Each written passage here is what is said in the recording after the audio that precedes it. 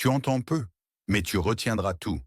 On vous a appris à être gentil, à être agréable, à arranger, à éviter le conflit, à faire passer l'autre avant vous. On vous a dit que c'était noble, et c'est vrai. La bonté est une force rare. Mais beaucoup découvrent une autre réalité. Plus vous êtes gentil, plus vous avez des problèmes. Plus vous donnez, plus on vous demande. Plus vous comprenez, plus on vous utilise. Alors une question apparaît. Est-ce que la gentillesse est une erreur? Ou est-ce que votre gentillesse est mal armée? Car le monde ne punit pas la bonté. Il teste les limites. Il y a une différence entre être bon et être disponible. Être bon, c'est choisir. Être disponible, c'est subir. Le problème n'est pas votre cœur. Le problème, c'est l'accès. Certaines personnes ne lisent pas votre intention. Elles lisent votre tolérance. Elles ne demandent pas. Elles avancent et elles observent. Si vous vous excusez, si vous souriez, si vous vous taisez, elles comprennent une chose. Il n'y a pas de mur. Et quand il n'y a pas de mur, il y a l'invasion. La gentillesse attire des problèmes pour une raison simple. Elle est souvent confondue avec une absence de conséquences. La plupart des abus ne commencent pas par la violence. Ils commencent par une petite entorse, un petit manque de respect, un petit retard, une promesse non tenue, une demande de trop, puis un autre pas, puis un autre. Et vous, vous pardonnez, parce que vous êtes bien élevé, parce que vous êtes compréhensif, parce que vous voulez être juste. Mais la vie n'est pas un tribunal idéal. La vie est une frontière vivante. Vous ne protégez pas vos frontières en expliquant. Vous les protégez en les faisant respecter. Il existe une forme de gentillesse qui est une fuite. La gentillesse qui sert à éviter l'inconfort. Vous dites oui pour éviter la tension. Vous donnez pour éviter la culpabilité. Vous excusez pour éviter d'être vu comme dur. Cette gentillesse-là n'est pas de l'amour. C'est de la peur bien habillée. La peur d'être rejeté. La peur d'être mal compris.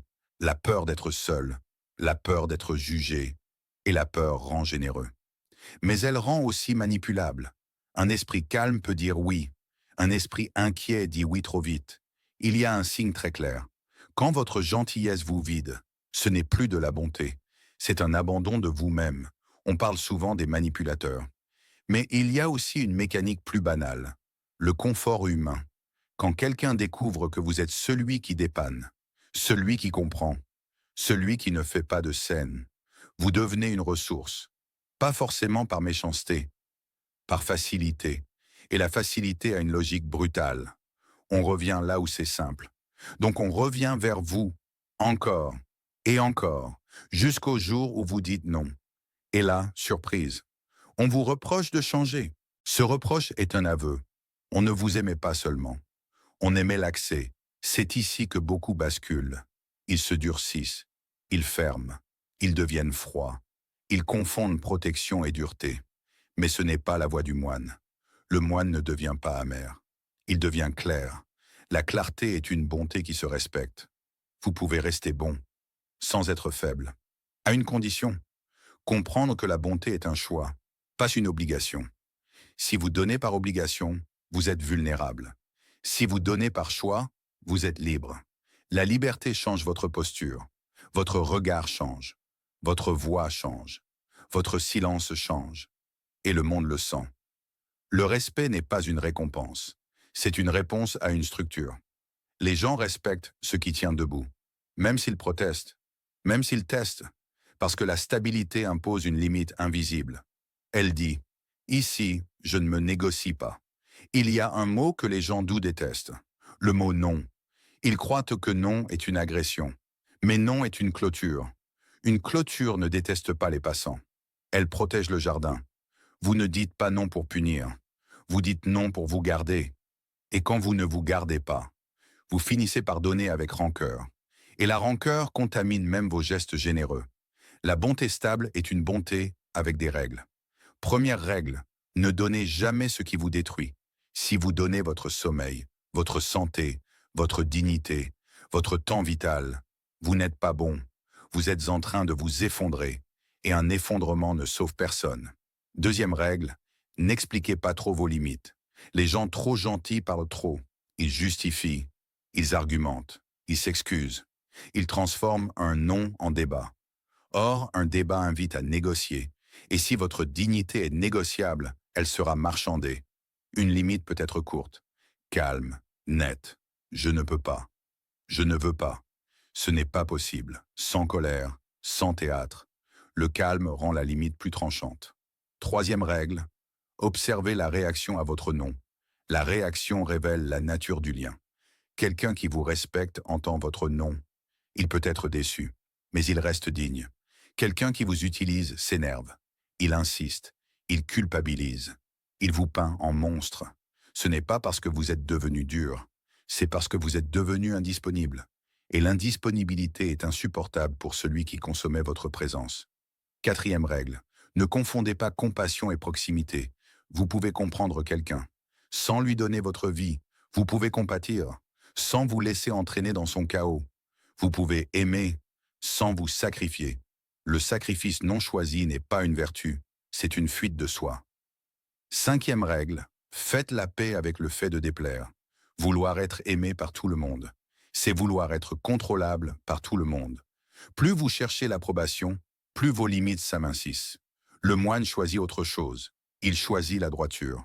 La droiture n'est pas la dureté, c'est l'alignement. Vous n'avez pas besoin d'être méchant, vous avez besoin d'être cohérent. Il y a une phrase qui clarifie tout. Je suis gentil, mais je ne suis pas disponible à tout. C'est une gentillesse adulte. La gentillesse enfantine dit « Je veux que tu m'aimes ».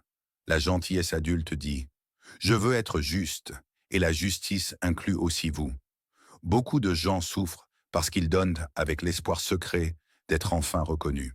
Ils aident, ils soutiennent, ils s'oublient, puis ils attendent. Et quand la reconnaissance ne vient pas, ils se brisent. Ce n'est pas la gentillesse qui a échoué, c'est le contrat invisible. Ne faites pas de votre bonté une monnaie, faites-en une expression. Vous donnez parce que c'est digne, pas pour être remercié, pas pour être sauvé, pas pour être choisi. Car si vous donnez pour être choisi, vous êtes déjà prisonnier. La force tranquille commence quand vous arrêtez de mendier le respect et que vous commencez à l'incarner. Incarner le respect, c'est simple. Ce n'est pas facile, mais c'est simple. Vous ne vous précipitez plus. Vous ne vous justifiez plus.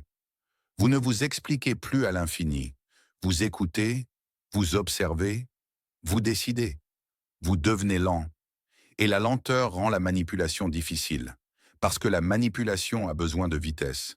Elle a besoin de confusion. Elle a besoin de pression. Le moine coupe la pression. Il respire. Il répond plus tard. Il ne cède pas à l'urgence émotionnelle des autres.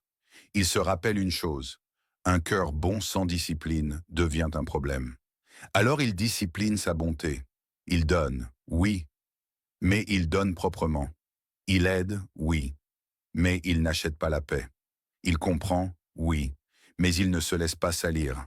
Et surtout, il ne confond pas être pacifique et être passif. Pacifique, c'est choisir la paix. Passif, c'est laisser faire. La paix intérieure ne se construit pas en encaissant tout. Elle se construit en respectant votre centre. Certains diront, si je mets des limites, je vais perdre des gens. C'est possible. Mais écoutez bien, perdre ceux qui profitent n'est pas une perte, c'est une libération. Les relations saines respirent. Elles supportent la frontière. Les relations malsaines étouffent. Elles exigent l'accès total. Si vous devez vous trahir pour garder quelqu'un, alors ce quelqu'un vous coûte trop cher. Rester bon sans être faible, c'est apprendre à donner sans se livrer. C'est apprendre à écouter sans absorber. C'est apprendre à aimer sans s'abandonner. Votre gentillesse n'a pas besoin de disparaître. Elle a besoin d'une colonne vertébrale. Le monde ne manque pas de gens gentils. Le monde manque de gens gentils et solides. Soyez de ceux-là. Soyez doux dans l'intention, ferme dans la structure, calme dans la parole, net dans la décision. Et vous verrez un phénomène étrange. Moins de problèmes, moins de drames, moins d'abus. Parce que les gens ne changent pas tous. Mais ils s'ajustent. Ils s'ajustent à ce que vous acceptez. Votre vie ressemble toujours à vos limites. Et vos limites ressemblent toujours à votre respect de vous. Aujourd'hui, choisissez la bonté consciente. Pas la gentillesse automatique. Choisissez l'aide qui élève. Pas l'aide qui vous vide. Choisissez la paix solide. Pas la paix achetée. Tu entends peu, mais tu retiendras tout.